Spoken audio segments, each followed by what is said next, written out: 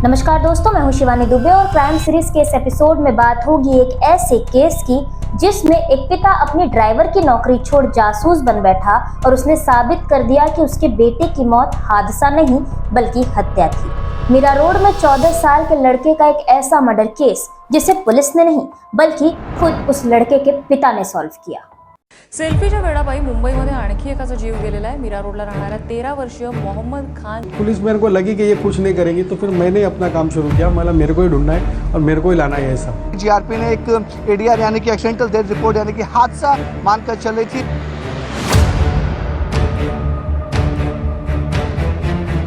तारीख 4 नवंबर 2016 मीरा रोड के नया नगर इलाके में रहने वाला 14 वर्षीय मोहम्मद खान उस शाम अपने दोस्तों के साथ अपने घर से खेलने के लिए निकला। घर के पास ही में रेलवे ट्रैक यानी कि रेलवे की पटरियां थीं, लेकिन छोटी बस्ती के बच्चों के लिए वह खेलने का अड्डा बन चुकी थी। ट्रेनें आती जाती रहती, लेकिन बरसों से बच्चे वहीं खेला करते और सतर्क भी रहा करते थे। उस रोज भी मोहम्मद खान अपने घर से वहीं अपने दोस्तों के साथ खेलने के लिए गया था। अंधेरा हो गया। मोहम्मद के दोस्त तो घर वापस आ गए, लेकिन मोहम्मद उस रोज घर नहीं लौटा। बेटे के वापस ना लौटने पर माता पिता ने उनके दोस्तों से पूछताछ की तो दोस्तों ने बताया कि मोहम्मद अपने अन्य दोस्तों के साथ वहीं रेलवे ट्रैक पर रुक गया था और ये लोग वापस आ गए थे। घंटों तक ढूंढने के बाद जब मोहम्मद का कहीं कुछ पता नहीं चला तो हताश परेशान होकर परिजनों ने इस बात की जानकारी नयानगर पुलिस को दी। नयानगर पुलिस ने भी 14 वर्षीय मोहम्मद खान की गुमशुदगी का मामला दर्ज कर लिया। पुलिस को रेलवे ट्रैक के ऊपर एक लाश चीथड़ों में मिली। जब वसई रेलवे पुलिस ने मोहम्मद के परिजनों को उस लाश की शिनाख्त करने के लिए बुलाया और जब परिजन वहां पर पहुंचे तो कपड़ों से पहचान हो गई कि वह लाश किसी और की नहीं बल्कि उनके बेटे 14 वर्षीय मोहम्मद खान की ही थी। एक हंसता खेलता परिवार मातम में डूब गया। वसई जीआरपी पुलिस ने परिजनों को ये बताया कि मोहम्मद उस दिन रेलवे ट्रैक पर खड़ा होकर सेल्फी ले रहा था। उसी दरमियान वहां से ट्रेन गुजरी और वह हादसे का शिकार हो गया। इस पूरे मामले को महज 2 दिनों के भीतर ही रेलवे पुलिस ने एक्सीडेंटल डेथ करार करते हुए इस केस को बंद कर दिया। लेकिन मोहम्मद के पिता शब्बीर खान को ये बात बिल्कुल हजम नहीं हो रही थी, क्योंकि एक तो भावनात्मक तौर पर उन्हें ये विश्वास ही नहीं हो रहा था कि उनका बेटा इस तरीके से मर सकता है, और दूसरे उनका ये कहना था कि उनका बेटा इतना समझदार था कि वह महज सेल्फी लेने के लिए अपनी जान जोखिम में नहीं डाल सकता। इस बीच मोहम्मद की मौत के बाद मोहल्ले में सन्नाटा फैल गया था। हर कोई डरा सहमा और घबराया हुआ रहने लगा था।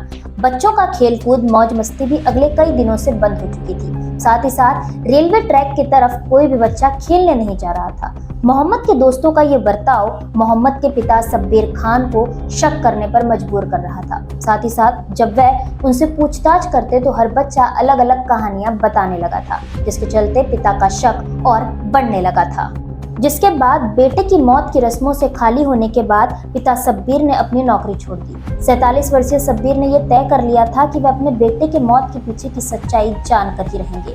पुलिस से उन्हें मदद मिले या नहीं, उन्हें कोई फर्क नहीं पड़ता। इधर पत्नी को फिक्र ये थी कि शब्बीर के नौकरी छोड़ने के बाद घर कैसे चलेगा, तो शब्बीर ने अपनी पत्नी से ये कहा कि कुछ दिनों के लिए तो उनके पास इंतजामात हैं और यदि कुछ और समय भी लगा तो वह संभाल लेंगे। इस मुश्किल घड़ी में शब्बीर ने अपनी पत्नी और अपने रिश्तेदारों को मदद के लिए राजी कर लिया और अपने बेटे के मौत के पीछे की सच्चाई जानने में जुट गए। जिन रेलवे ट्रैक पर मोहम्मद की लाश मिली थी, पिता शब्बीर घंटों तक वहां बैठे रहते। उनके जहन में एक ही सवाल था कि आखिर मोहम्मद का मोबाइल फोन कहां गया, क्योंकि पुलिस को भी कोई मोबाइल फोन बरामद नहीं हुआ था। रेलवे ट्रैक पर घंटों तक तलाशने के बाद जब पिता को उनके बेटे के मोबाइल फोन का एक भी सुराग हाथ नहीं लगा तो उन्होंने बेटे के उन्हीं दोस्तों से पूछताछ करना शुरू किया जिन दोस्तों के साथ मोहम्मद उस रोज खेलने गया था। बच्चे डरे हुए थे, वह घबराते, रोते और चुप हो जाते। समय बीतता गया। एक रोज टहलते समय पिता शब्बीर की नजर इलाके में लगे सीसीटीवी कैमरों पर पड़ी, जिसके बाद पिता शब्बीर एक एक कर सीसीटीवी कैमरों के पैनल मालिक और संचालकों से मिले और उन्होंने अपने बेटे की मौत की बात कहते हुए सभी मालिकों को उस शाम की फुटेज देखने की गुजारिश की। जिसके बाद पिता के हाथ सीसीटीवी कैमरे का एक ऐसा फुटेज लगा जिसमें खेलने के बाद घर लौटते समय बच्चे बहुत ज्यादा घबराए हुए थे। इस तरह पिता का शक धीरे धीरे यकीन में तब्दील हो रहा था। पिता ने एक बार फिर बच्चों से बात करने की कोशिश की, लेकिन जब जब वह बच्चों से बात करने की कोशिश करते, मोहम्मद के दोस्तों से बात करने की कोशिश करते, वह रोने लगते, घबरा जाते और सही से कुछ नहीं बताते। जिसके बाद शब्बीर बच्चों की मानसिक हालत समझ सकते थे, इसलिए उन्होंने भी सब्र से काम लिया। करीब 2 महीने तक शब्बीर मोहम्मद के दोस्तों से लगातार मिलते रहे, उनके साथ वक्त बिताते रहे।